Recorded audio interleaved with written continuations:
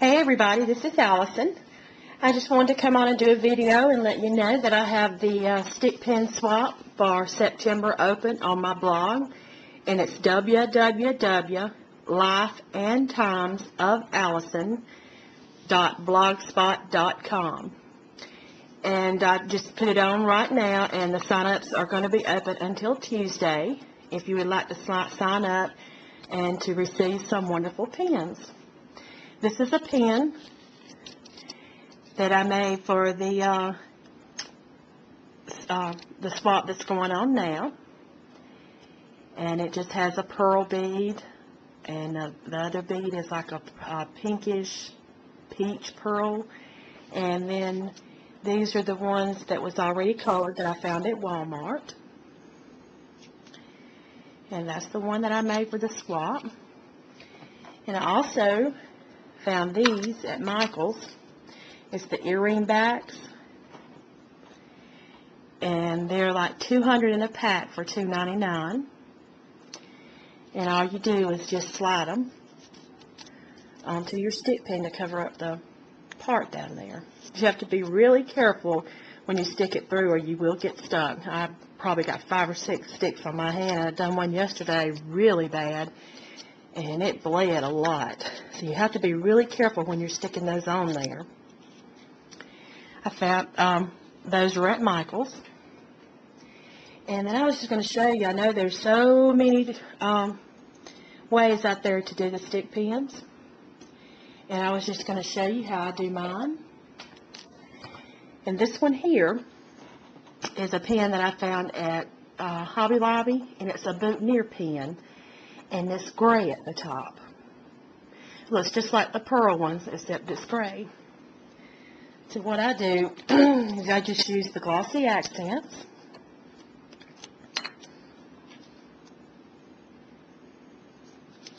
Just put a dab at the bottom.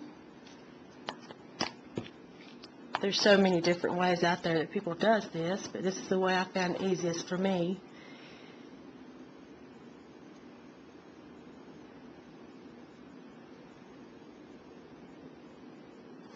And just put your bead on.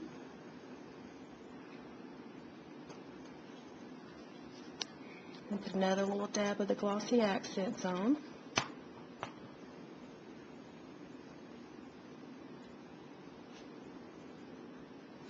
believe I need my glasses on. And then just continue on down. Just put a little bit of the glossy accents on. And I usually start with the big bead from the top, and then end up with the smaller beads at the bottom.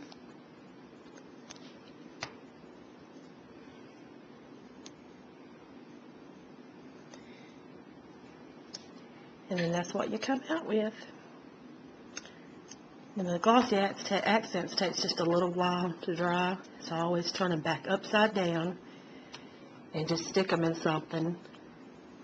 I usually want to use my circle or my scallop punch that has the big holes in it. And just, you can usually fit about 15 or 20 in one punch, and just leave them stuck up like that to let them dry. And another thing that I discovered yesterday, I was making this one, and this one is for the Scrap Beach, and it was supposed to be the fall colors. Well, all I had was the pearls, and then the glass, and then those other few pastel colors, and I needed this to be the brown color.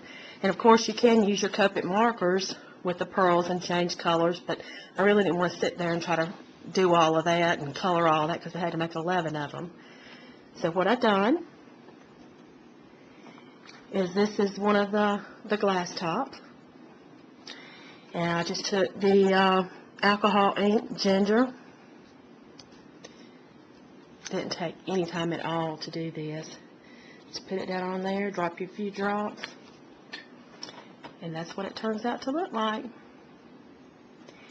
I think I found this idea out on my last stick pins for swap with Beck Whitty. She had done one in a different color, and I asked her how did she do that, and she said she used the alcohol inks. But that's what it looks like.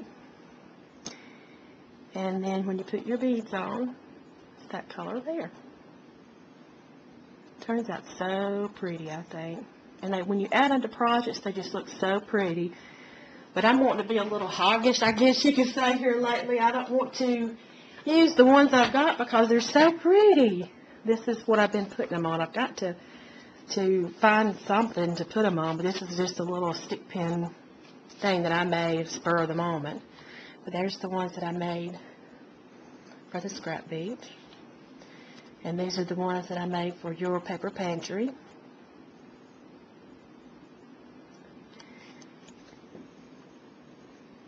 And now on to our September swap. So if you would like to sign up for the swap for September, it's again at my blog, www.lifeandtimesofallison, ALLYSON.blogspot.com. Please leave me your name, your email address, and your YouTube name.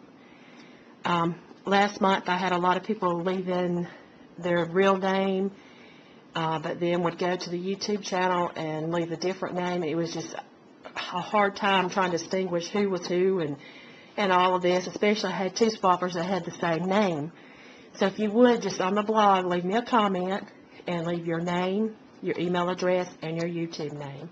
Because I guess I'm like a lot of you, you know the person's YouTube name, and that's what you associate them with, and you really don't know some of the real names. The only thing that I do ask is if you do, please, please, please, if you sign up for the swap, please fulfill the swap. Last month I had, I think there was 19 of us, and I only had one that did not come through. And this month I think I'm only going to have one that did not come through. But I know it takes a lot of time to sit down and make your pins, flowers, tags, whatever you make, whatever swap that you're in. Plus you're using all your supplies that you buy. And then you're mailing out to the host and then also having to put more postage on another envelope to get your package back. And it's really disheartening, I guess you would say, when you have some that do not follow through on the swap. I know things come up with life and everybody works and has hard days, but please, all I ask is if you sign up, please take time to fulfill it. And if anything does come up, that is absolutely fine. If I have enough time, I can try to find another swapper to fill the place.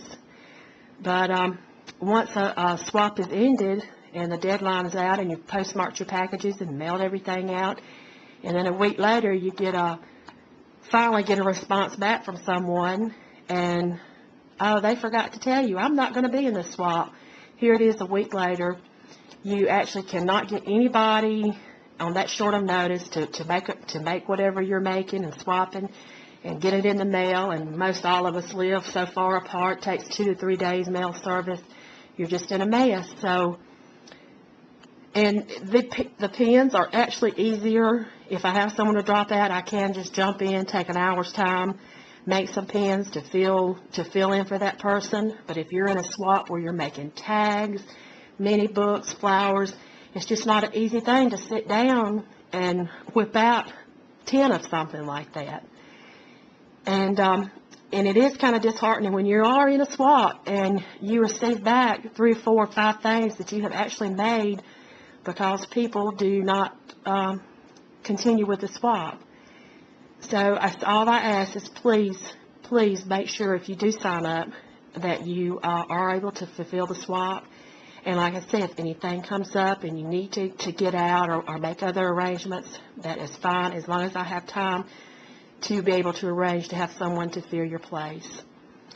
I guess that's all I have to say, and that's my little rant for right now. That just go to the blog and leave your info, and I think it'll be another wonderful swap. And I'm waiting on one package right now for the swap that ended up on September the 3rd.